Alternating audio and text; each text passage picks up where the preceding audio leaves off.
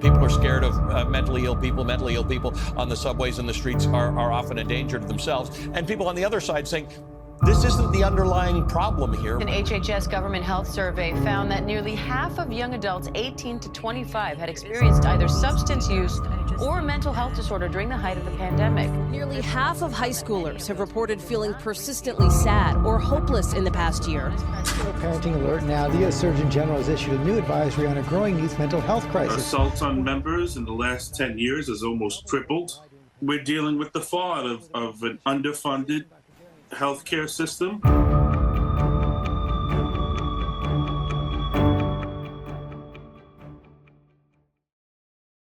Hi, my name is James Barrera, and I'm the team leader. Hi, I'm Elisha Robamonte, and I'm the chief editor. My name is Chris Kikau, and I'm the social media director. I'm Benjamin Isidro, and I'm the technical director. And we are Break the Stigma. The 3 topics we focused on are depression, physical wellness, and homelessness in San Diego. Our CAC class has been working to spread awareness about mental health. The book that introduced us to this topic is Bedlam, an intimate journey into America's mental health crisis, written by psychiatrist, author, and award-winning filmmaker Kenneth Paul Rosenberg.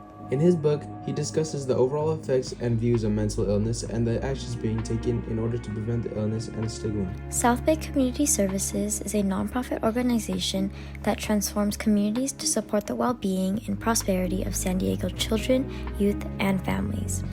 Their services and supports, based on the strengths of local communities, assist those throughout the region to reach their fullest potential and touch the lives of more than 50,000 each year. Project 1 consisted of gaining statistics on what students know about depression and how it can affect students in school. We chose to put out a survey with questions about students' mental health. At the end of the survey, we provided information on how mental health can affect teens and ways to reach out if they are experiencing depression. We were also able to do in-person interviews with many students at Olympian, grades 9 through 11, to understand what they knew about depression and how it could affect students at our school. At the end of each interview, we handed them a piece of candy that had a compliment and the crisis hotline attached. For our second project, we participated in the food fair where we sold Wingstop. We wanted to focus on physical wellness, and we did this by printing out QR codes to our website. We then created a couple sources for people to read and educate themselves on different ways to practice physical wellness. Different ways we can practice physical wellness is by setting boundaries, getting enough rest, drink plenty of water, move more, get enough sleep, and much more. You can find all of these facts on our website in the Physical Wellness tab.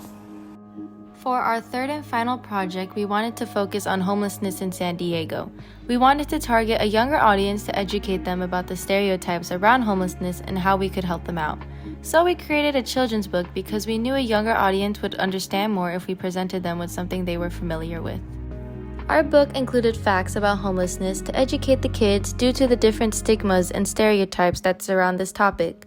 The book also gave examples of ways they could help our homeless community. After presenting our children's book to the first graders at Wolf Canyon, we reflected with them by asking any further questions they might have had to see if they fully understood this topic. We then handed out worksheets for them to draw and reflect on what they learned. We asked them to give us 3 resources they will use to help out our homeless community in San Diego. We wanted to reach 3 different audiences. Olympian students, our followers on social media that range from different age ranges and around the country, and lastly, the first graders at Wolf Canyon Elementary. Our projects were successful because we reached about 50 to 3,000 people. During this whole process, I got to learn more about not only my mental health, but also the way that mental health affects other people. The process of going through all the projects really made me think about not only my own mental health, but those around us. This educated me about the different stigmas around each topic. I also now know the different resources I could use to help myself or my peers. After researching homelessness and its connection to mental health for the children's book, it really allowed me to see all the ways people are really out on the streets. I know many people are scared walking by these people just because some people think they're crazy, but most of them just need their help. If you or someone you know is struggling with one of these 3 mental illnesses we discussed, there are resources available to share and use.